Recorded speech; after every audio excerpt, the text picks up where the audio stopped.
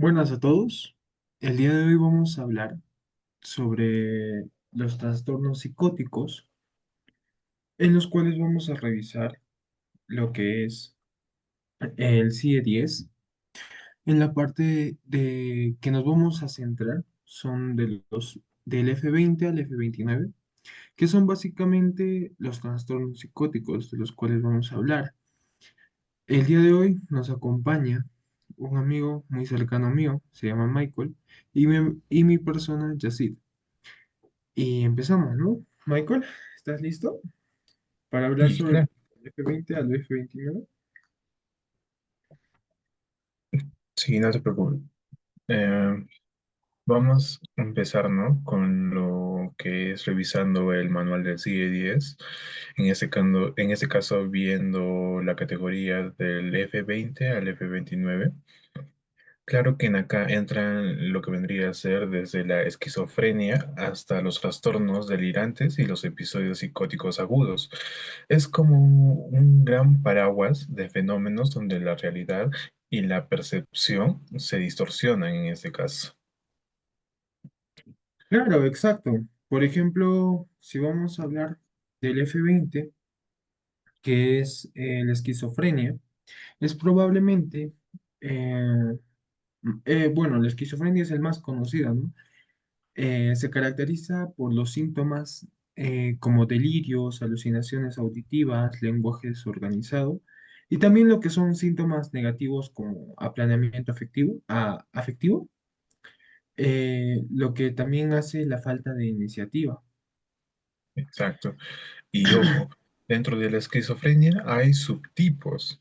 En caso que empezamos con el paranoide, que por ejemplo, donde predominan los delirios persecutorios o de grandeza, en ese caso continuando, el hebefrénico, que Efraín. es más desorganizado con afectividad inadecuada. Ujú.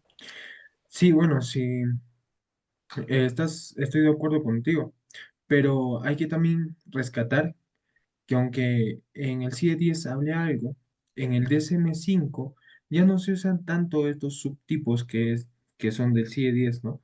Para que todavía aparecen en lo que sería el CIE-10. Exacto. Y continuando, en acá tenemos la codificación del F22, que son los trastornos delirantes persistentes. Aquí la clave es que el paciente puede tener un delirio muy estructurado, pero sin deterioro global, discúlpame. Por ejemplo, alguien convencido de que su pareja le es infiel a pesar de que no tiene ninguna evidencia o sustento que avale, ¿no? Lo que dice. Claro, si no me equivoco, acá entra el famoso delirio celotípico, si no me equivoco, ¿verdad? Lo Sí, clásico es el síndrome de Otelo, si no me equivoco, ¿verdad? exacto. Y también el delirio de querulancia, discúlpame, no me acuerdo bien. Cuando la persona está obsesionada con demandas legales, convencida de que la justicia debe hacer algo, ¿no? Claro. Bueno, O en este caso, no que debe hacer, sino que le debe. Me he equivocado. claro. eh, Ya tanto no hablando del F22, ¿cómo pasamos al F23, no? Que son los trastornos psicóticos agudos y transitorios. Aquí la palabra clave es la rapidez. Aparece de golpe, a veces tras un estrés intenso. Sí, y tipo alguien que después de un trauma o una pérdida súbita desarrolla un episodio psicótico con alucinaciones visuales y auditivas, pero que remite en menos de un mes. Claro, y este es uno de los detalles más importantes en el F23, ¿no? El cual es el pronóstico es mucho más favorable que en una esquizofrenia crónica. Exacto.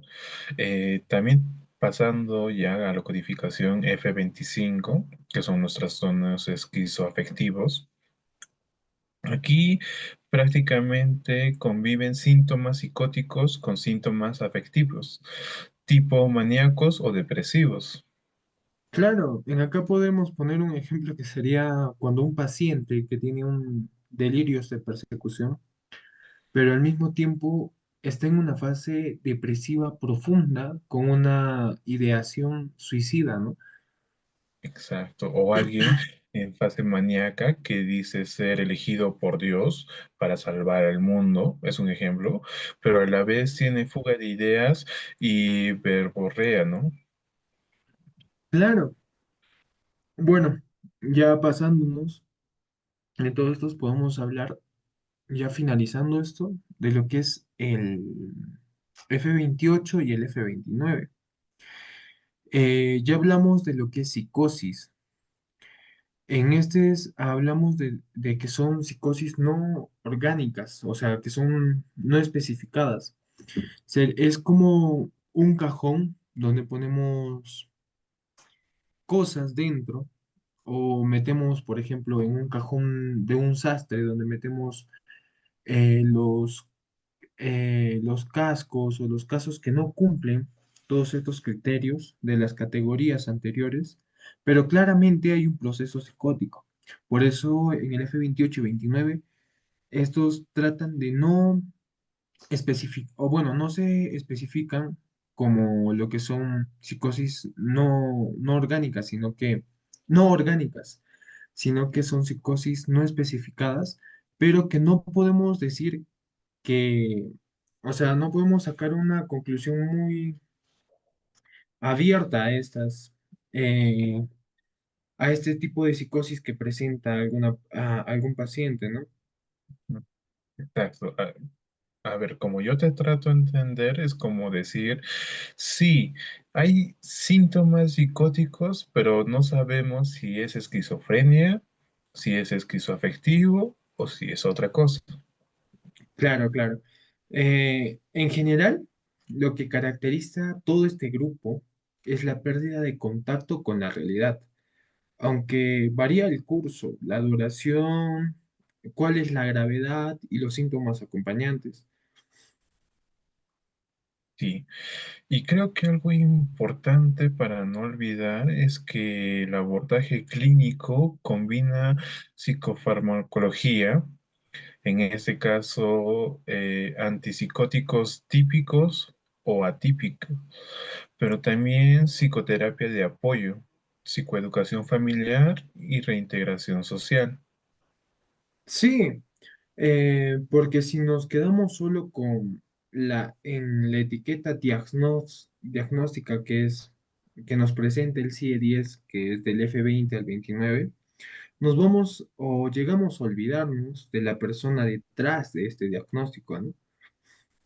Exacto, totalmente. Y eso es lo que hace que este tema sea tan complejo, pero también fascinante, ¿no? Conocerlo. Tenemos que tener en cuenta que un diagnóstico no define una persona.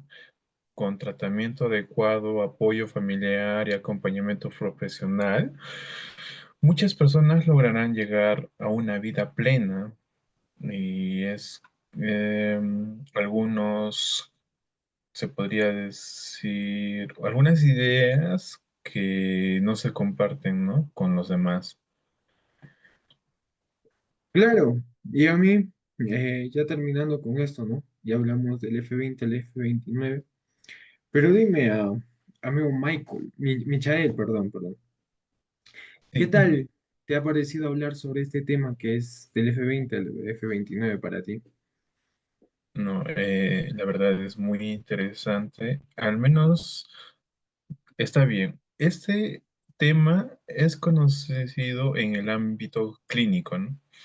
Ya sea para psiquiatras o psicólogos colegiados, ¿no?